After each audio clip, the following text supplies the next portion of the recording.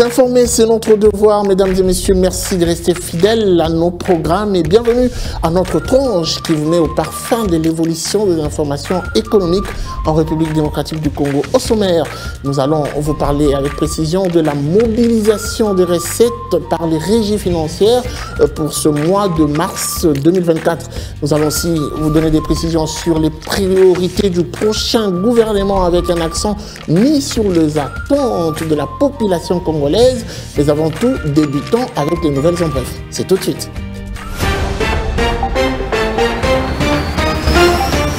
Après l'incroyable performance réalisée en 2022 dans le cadre de la mobilisation des investissements en République démocratique du Congo, atteignant un montant record de 5,12 milliards de dollars américains, l'année 2023 a été marquée par une baisse sensible du volume des investissements. D'après le rapport statistique de l'Agence nationale pour la promotion des investissements sur des projets agréés au cours de 5 dernières années, le volume des investissements captés en 2023 a chuté de 62% par rapport à l'année 2022. Après avoir suscité l'espoir du pays producteur, notamment la République démocratique du Congo, le cours du cuivre devrait chuter cette première semaine du mois d'avril 2024. Les projections des experts de la Commission nationale de mercurial du ministère du Commerce extérieur de la RDC renseignent que le prix du cuivre devrait se vendre à 8 763,30 $ la tonne au cours de la période allant du 1er au 6 avril 2024 contre 8 866,65 $ la tonne une semaine auparavant.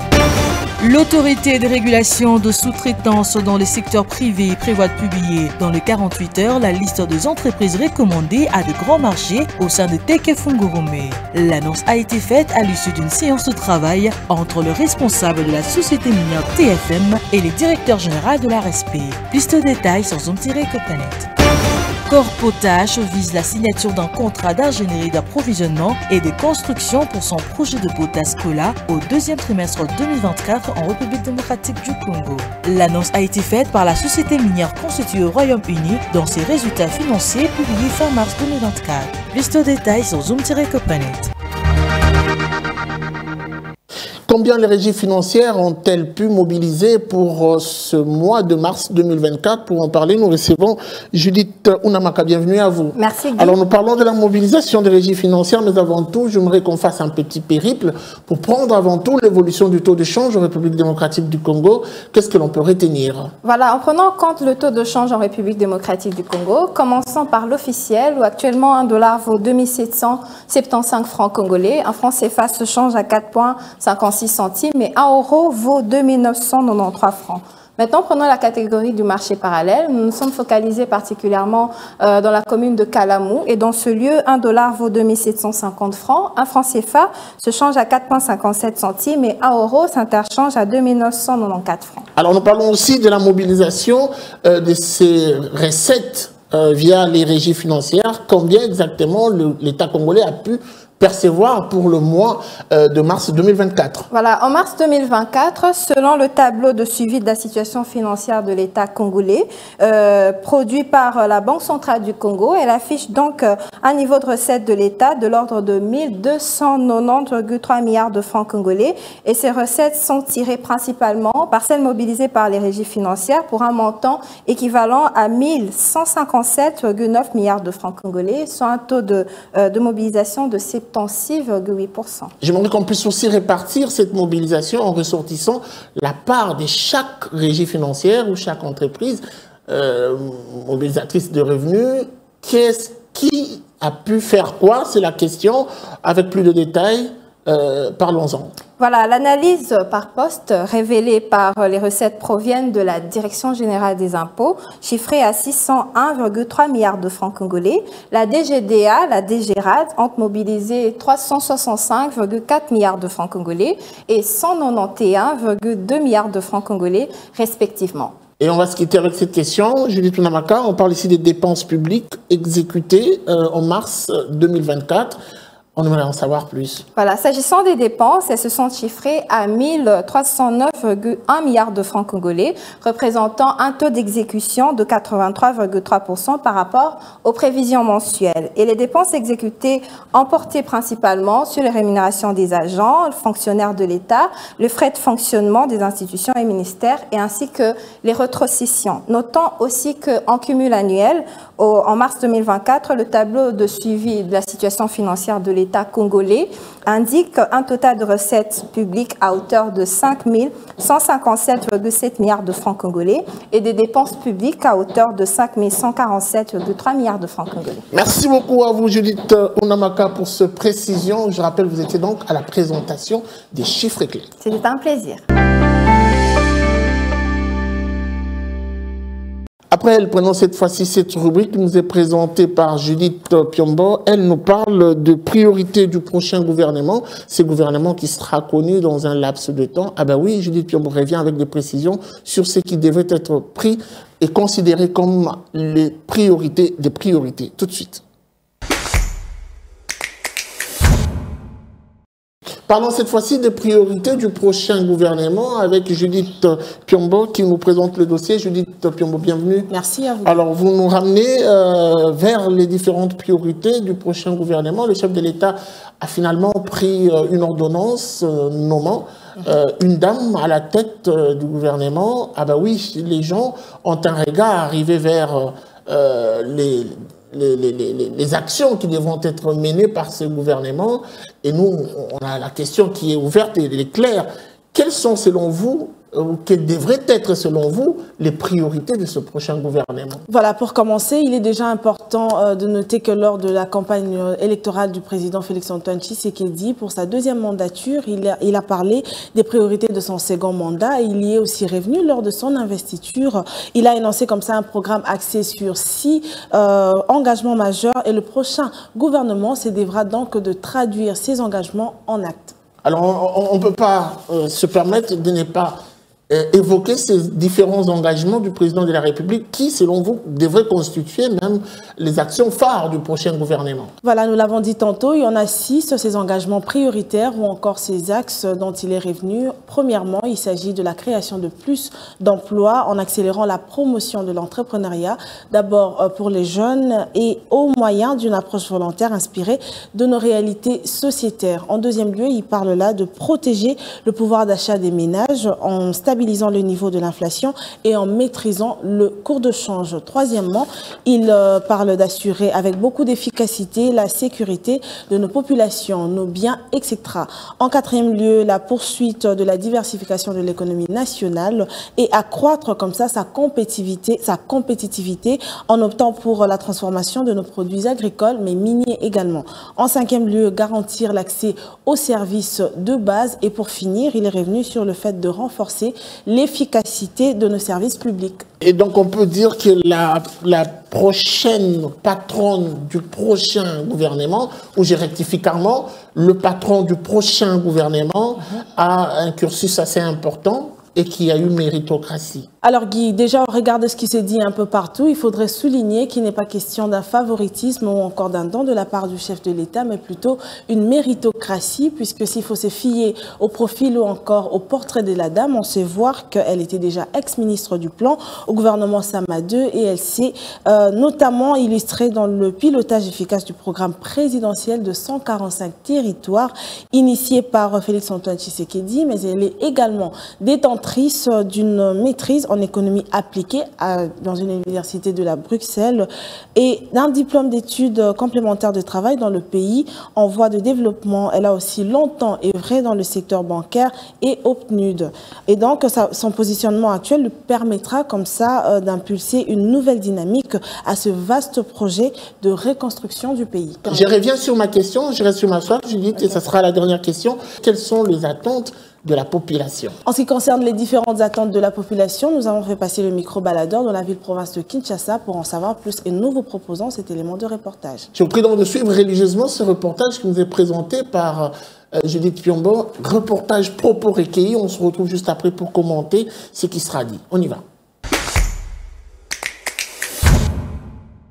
Nous attendons voir les slogans « Le peuple d'abord » prôné par le fait docteur Etienne Tshisekedi s'est matérialisé à travers le gouvernement de Madame Judith. Nous attendons d'elle un changement vraiment de ce côté-là social, l'économie aussi du pays. Nous voulons vraiment que les prix puissent un peu baisser sur les marchés, les taux de dollars, la guerre à l'Est et puis la situation des fonctionnaires.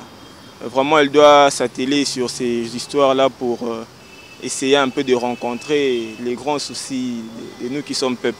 Il s'attaque au social, bien payer les gens, payer les dettes intérieures, puisqu'au Congo, nous sommes des spécialistes des dettes intérieures. Il y a beaucoup de gens qui ne sont pas payés, jusque-là sont en train de souffrir. Il y a même d'autres personnes qui sont mortes parce qu'ils n'étaient pas payés.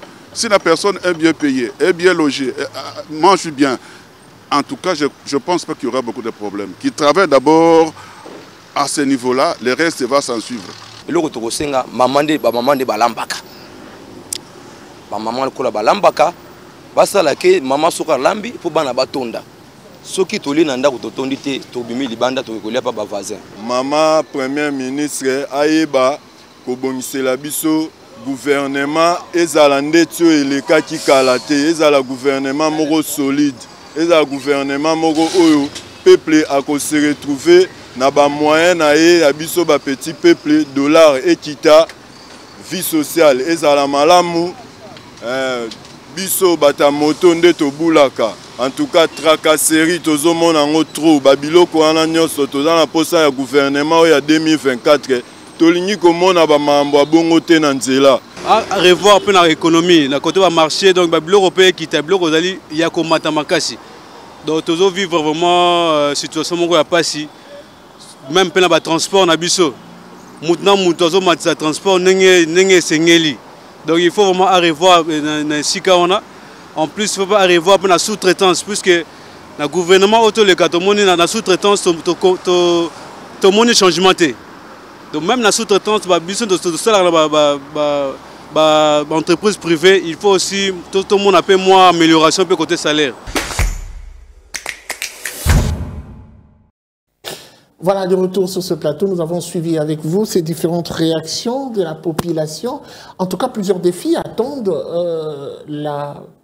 la patronne du gouvernement qui sera connue d'ici un laps de temps. Un petit commentaire à ce sujet. Voilà, tel que nous venons de le suivre, Guy, nous pouvons le remarquer que les questionnements restent quand même dans le chef de la population quinoise, mais également les avis sont partagés, mais ils s'attendent à une certaine différence, puisque depuis lors, ce sont les hommes qui gèrent le gouvernement, mais pour une première fois, c'est une dame, et donc naturellement, on doit s'attendre à un changement et à une différence dans l'atteinte des objectifs du gouvernement, ainsi que dans la réponse aux besoins de la population. Un gouvernement qui devrait être axé à tout prix sur le résultat. Tout à fait. Très bien. Je vais apporter un rectificatif pour ceux qui nous suivent. Elle s'appelle Madame Judith Souminois Toulouka. Parce que beaucoup parlent plutôt de Judith Toulouka Souminois. Toulouka, c'est le nom de son mari. Ah, donc il faut le prendre comme ça. Judith Souminois Toulouka. C'était un plaisir d'être avec vous. Merci. Allez, nous allons prendre la prochaine rubrique. C'est tout de suite après ceci. Suivez.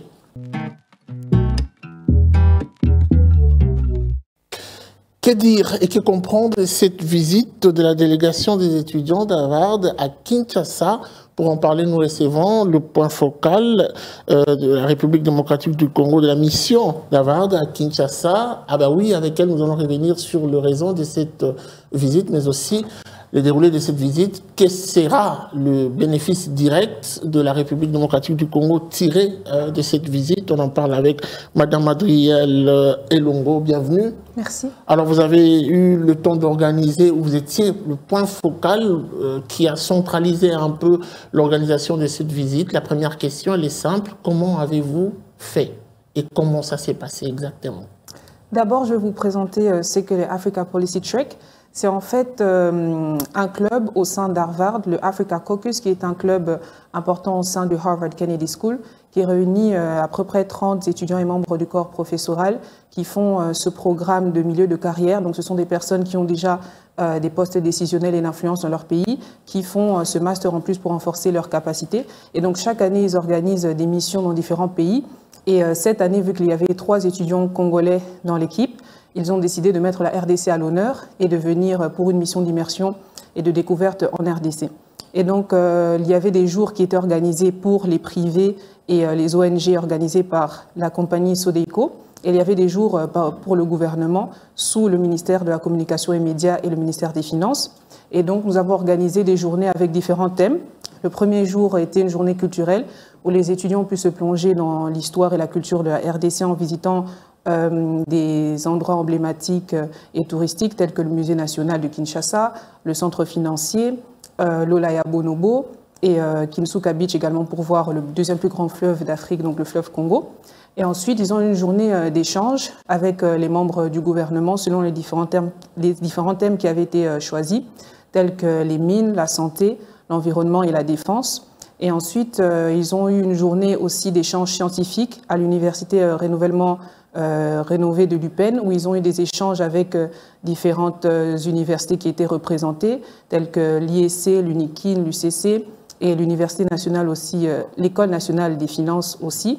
Et ensuite, ils ont eu une journée, ils ont eu un gala d'échange qui était pour célébrer la fin du TREC, qui avait accueilli différentes personnalités, des jeunes leaders, entrepreneurs congolais, où ils ont pu partager aussi leurs témoignages et les stéréotypes aussi qui avaient été cassés, parce que pour certains d'entre eux, c'est la première fois de venir en Afrique. Il y avait 11 nationalités représentées, et donc vraiment, ils ont pu s'enquérir de la situation en RDC selon les différents secteurs, parce que lors de leur civilité qu'ils ont présentée à son Excellence, Monsieur le Président de la République, chef de l'État, toutes les questions qu'ils lui ont posées étaient basées sur ce qu'ils avaient appris pendant la semaine selon les différents secteurs. Et quel est le bénéfice direct que tire la RDC derrière cet échange, on va le dire, scientifique? En fait, les bénéfices sont vraiment énormes, parce que le fait que ce soit la plus grande, l'université la plus prestigieuse du monde qui viennent en RDC, directement, ça casse tous les stéréotypes des autres universitaires et des autres scientifiques, déjà même du monde.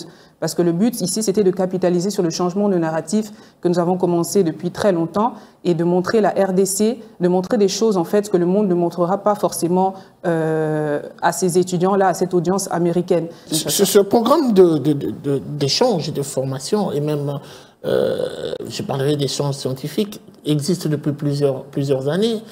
Je suppose que d'autres pays en Afrique en bénéficient déjà. Pourquoi maintenant en RDC? Pourquoi seulement maintenant? En fait, il était important pour nous ici de montrer la RDC de manière différente. Je vais vous donner un exemple, parce que nous avons compris que la communication de proximité avait beaucoup plus d'impact que cette communication-là de loin. Je vous donne un exemple par rapport au travail que nous faisons au sein du ministère des Finances. Le pays travaille pour se qualifier au financement qui s'appelle Millennium Challenge Corporation. C'est un financement américain qui est donné à plusieurs pays. Et donc la RDC, depuis 2018, concourt à ce programme-là. Et il y a plusieurs indicateurs qui sont évalués par des agences de notation, notamment la Banque mondiale, le FMI, etc. Et depuis 2018, la RDC est passée de 3 à 5 à 7 indicateurs. Et il y a un indicateur qui s'appelle la dépense en éducation primaire, qui est évalué par l'UNESCO. Et la RDC, depuis 2018, n'a aucun point. Donc c'est écrit sur le tableau de bord MCC, not available, donc il n'y a pas de données. Et nous avons commencé cette communication-là, à aller vers ces agences de notation, à leur montrer les données, les évolutions qu'il y a. Et au jour d'aujourd'hui, nous avons maintenant 45%, parce que le président, depuis son avènement au poste, a commencé le programme de gratuité dans l'enseignement. Et donc, c'était anormal que depuis 2018, la RDC n'ait aucune donnée. Donc, c'est grâce à cette proximité-là, aller vers eux, que nous avons pu nous imposer. Donc, nous avons compris qu'il est temps d'imposer la RDC au monde en tant que pays solution et de montrer que la RDC a plus que la guerre. Est-ce que du côté de la RDC, le terrain est balisé? Puisque vous évoquez plusieurs choses, c'est très capital, ces échanges importants pour la République démocratique du Congo. Est-ce que du côté de la RDC, tout est balisé pour que ces échanges aient lieu facilement sans pour autant se sentir entravés? Dans tous les cas, nous n'attendons pas d'être parfaits. Nous n'attendons pas d'être parfaits pour commencer ces échanges. Je pense que le terrain est balisé. Ils ont aujourd'hui des interlocuteurs de valeur avec qui ils peuvent échanger. Donc déjà, c'est un grand pas. Et le fait qu'ils veulent faire ces échanges avec nous, c'est parce qu'ils sont venus sur place et ils ont trouvé des jeunes qui étaient capables, un gouvernement qui était capable à les accueillir. Donc je pense que c'est le cas. Très bien. Alors, nous avons la chance de vous avoir puisque vous êtes une femme et nous parlons d'une nomination qui met à la tête d'un gouvernement une femme, une autre femme. Il s'agit de la première ministre, madame, qui a été nommée récemment madame Judith, et elle sera appelée à plusieurs défis. Moi, j'aimerais déjà, d'entre les jeux, avoir votre appréciation une femme à la tête du gouvernement. Ça paraît un rêve pour certains, pour d'autres, une mission difficile. Votre point de vue? Nous pensons que cette nomination historique à la fin de ce mois de mars montre vraiment la capacité de notre pays à pouvoir donner de la chance aux femmes, parce que cette masculinité positive prônée par le chef de l'État depuis son premier mandat est encore une valeur sûre à ce jour. Et je sais que la Banque mondiale, par exemple, prenait la RDC comme pays exemplaire pour notre indicateur genre dans l'économie. Et nous savons que ceci emmènera encore un signal encore plus fort. Donc nous ne pouvons que souhaiter un fructueux mandat pour cette nouvelle année. Selon vous, méritocratie ou favoritisme? Méritocratie. Êtes sûr? Sûr. Merci beaucoup pour ce détail. Merci à vous pour ces précisions. Je rappelle que vous êtes point focal, je veux le dire et je veux le lire, même point focal, RDC de la mission Harvard à Kinshasa. On reviendra avec vous pour plus de détails. Merci. Suivez-moi tout le jour à travers Zoom Wednesday sur Zoom Eco Live. Abonnez-vous sur notre chaîne YouTube. Zoom Eco Live, la référence de l'actualité économique en RDC.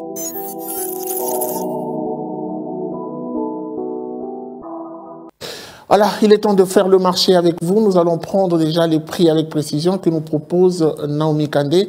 Elle nous présente la rubrique Zoom Wednesday. C'est parti.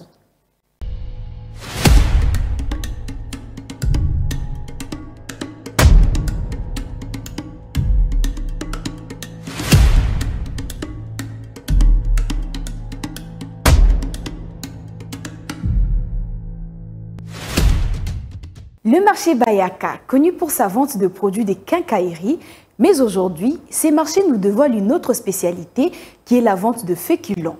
Ce qui nous intéresse dans ce numéro de Zoom Wednesday, de vous présenter quelques variétés de féculents vendus au marché Bayaka. Le prix, c'est tout de suite.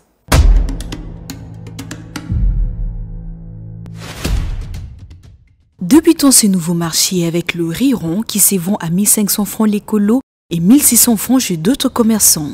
Un sac combi de riz long revient à 1300 francs. Parmi les féculents de ces marchés, on retrouve aussi les sémoules blancs qui se vendent par écolo de 3000 francs. Pour ceux qui préfèrent consommer les sémoules jaunes, l'écolo coûte 3000 francs et 3500 francs, tout en dépendant de la qualité du sémoule. Toujours au même endroit, un écolo de maïs coûte 3000 francs. Les flocons d'avoine reviennent à 4300 francs congolais. Ces marchés des Bayaka nous dévoilent aussi le prix des ignames, connu sous le nom de Mbala Manioko en lingala, qui se vend au prix de 4000 francs congolais par botte. La farine de manioc se vend à 3000 francs et 3200 francs par écolo. Entre 3000 francs et 4300 francs sont le prix fixé des différents types de haricots. Et pour enfin finir, une botte de pommes de terre commence à partir de 3000 francs congolais.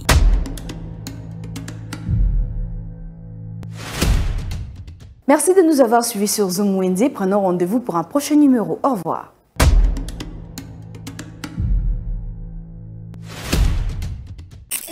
Les rendez-vous économiques, c'est dans l'agenda sur Zoom Eco Live. Abonnez-vous sur notre chaîne YouTube. Zoom Eco Live, la référence de l'actualité économique en RDC.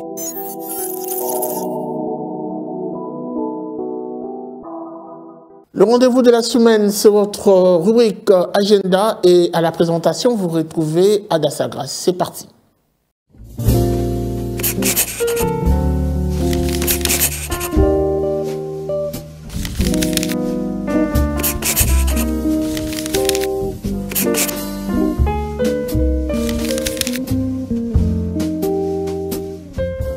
Bienvenue à l'agenda, voici les entrevues du jour.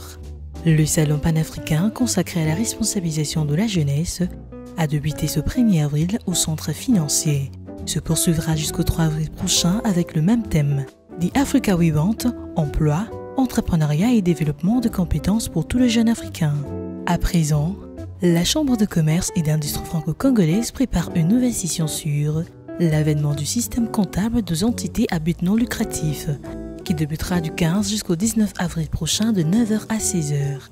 Avant d'y finir, l'Organisation des Nations Unies pour l'alimentation et l'agriculture tiendra la prochaine conférence régionale pour l'Afrique qui commencera du 18 jusqu'au 20 avril prochain à Rabat sous le guide du Maroc et sera placée sous les thèmes système agroalimentaire résilient et transformation rurale inclusive.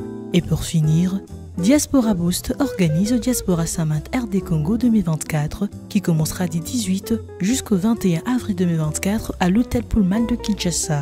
Sera axé sur boostant la diaspora congolaise à devenir de levier du développement économique en RDC. Merci de nous avoir suivis. Au revoir.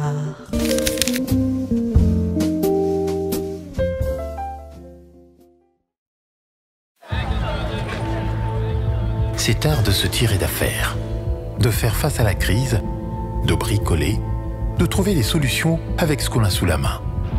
Un art dans lequel les Congolais ont développé un savoir-faire particulier. Article 15. Débrouillez-vous pour vivre.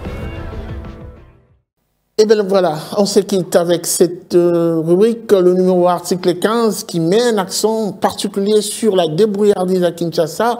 Un volontaire nous partage son expérience dans l'organisation de ses activités quotidiennes. Comment fait-il? C'est la grande question. Élément de réponse tout de suite dans cette rubrique. Débrouillard jamais, jamais, jamais. Débrouillard jamais, jamais, jamais. Débrouillard jamais.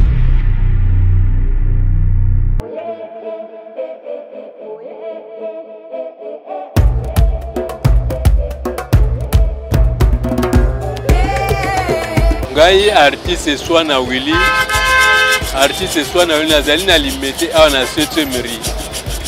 Oui, zali zando abiki ko tozo sala pe toza koteka, kosala mesa tozo teka.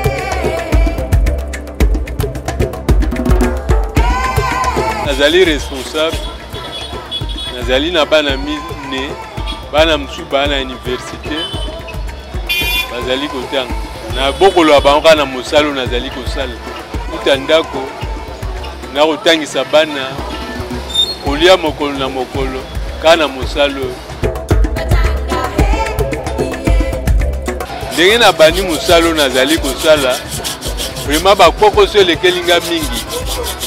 Tala nde tozali awa mona touriste ezali te tobika mingi soki touriste ezali nde bayaka kosombaka biloko touriste ezali te ba parisien ndenge bayaka mwale msa sombi 2 pièces soka sombi ba pièces ebele na aéroport bazotungisa ye omona babaye kosombaka biloko ebele sombaka 2 pièces akopesa cadeau na poto kuna.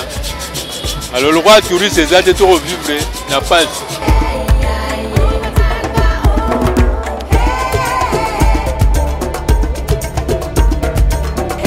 Bon ekeko nde na bandi kosala yango esali 4 jours mpona kosala yango. Yango moni tango nazosala ndenge ezovanda po ndenge na kosala nazolia banini calcul na nga mpe ezali mpona koteka yango. Dernier prix nango ezali na $50. Prix wana ezali prix ya atelier ndenge tozali kosala awa $50.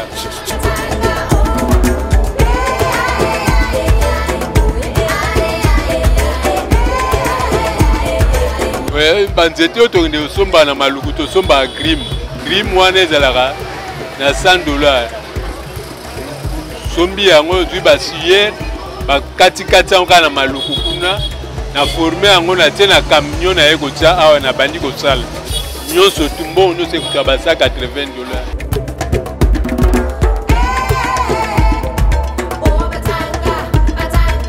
Gris moko neti bapiese ya mike boye bimisa eta mwa 40 pièces ba 60 pièces ba 40 ba 60 pièces ya mike boye mbongo na bimisaka sa $70 wana donc soki nasali biloko ya boye naganyaka donc naganyaka eta ba $600 po marché eza te eza lent.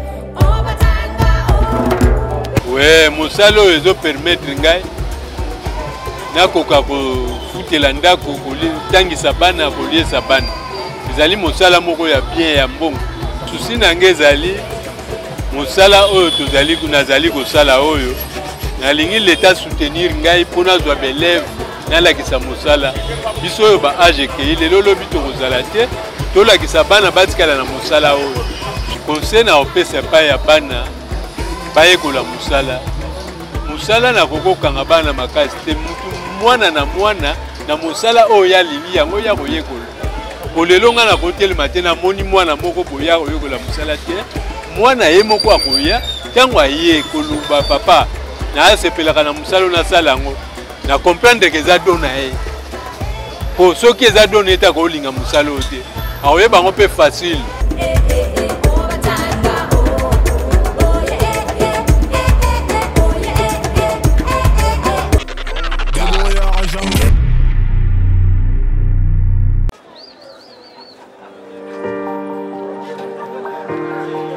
Dans les détails du marché, nous avons appris à vous connaître, à vous comprendre et vous apporter plus de lumière. Désormais, avec vous, c'est parti pour un voyage de rêve vers une destination meilleure.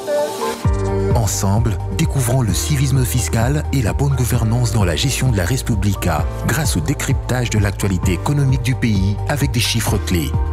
Avec une équipe de professionnels, découvrez le quotidien des Congolais en exclusivité à travers des dossiers et analyses approfondies.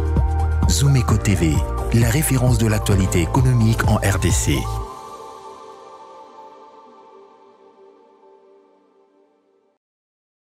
Voilà, c'en est fini pour aujourd'hui. Merci de nous avoir suivis. La suite, c'est sans doute au prochain numéro avec le même plaisir.